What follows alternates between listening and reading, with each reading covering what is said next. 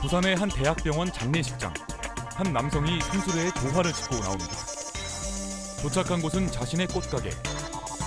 며칠 동안 빈소에서 사용된 조화의 시든 부분만 없애고 물만 뿌려 다시 장례식장으로 향합니다.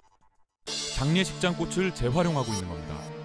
상주들이 정신없는 상황에서 상주에서나 혹은 말이죠 장례식 거는 사람들이 그렇게 부도덕하고 비윤리적으로 말이죠 정직하지 못하게 그러면 그건 안 되지. 그건 사기잖아요 일종의. 또 다른 장례식장.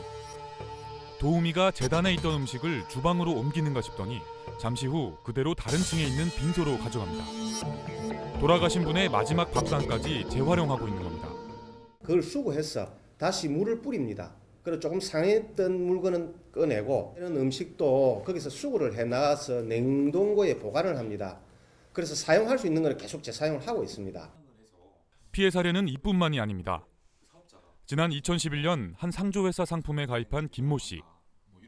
120만 원을 꾸준히 납입했지만 부친이 돌아가시자 문제가 생겼습니다. 차량 서비스를 이용하려면 추가로 30만 원을 더 내라고 한 겁니다. 듣지도 못했는데 갑자기 황당하게 상을 당했을 때 그런 얘기 들었을 때는 우리가 얼마나 화가 나겠어요. 그 상태에서 다른 업체를 바꿀 수도 있는 것도 아니고.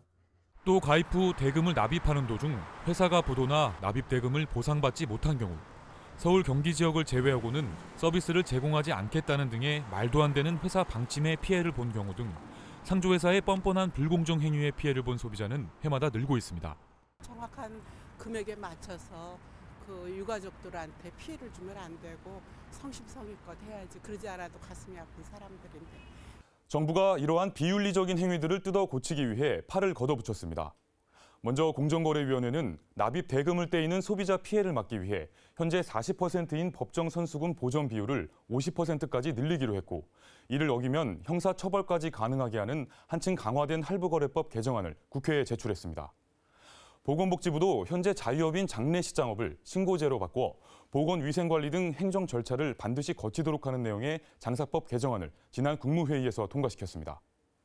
개정안에 따라 앞으로 장례 물품을 강매하는 행위는 금지되고 이를 어기는 경우 업무 정지는 물론 과징금 처분까지 받게 됩니다. 정부가 비정상적인 관행을 하루빨리 정상화시키겠다는 의지로 유가족들을 두 번 울리는 부도덕한 행위를 더 이상 좌시하지 않겠다는 겁니다. 계약을 하기 전에는요, 그 상조 사업자의 그 재무 구조가 좀 탄탄한지, 또 선수금 보전 비용을 제대로 지키고 있는지 이런 것들을 좀 공정거래위원회 홈페이지를 통해서 좀 확인하시고요. 그 계약을 해지하고자 할 때는 혹시 사정에서 계약을 해지하고자 할 때는 구두보다는 서면으로 해놓는 것이 나중에 분쟁의 발생에 대비한 그런 대비책이 되겠습니다.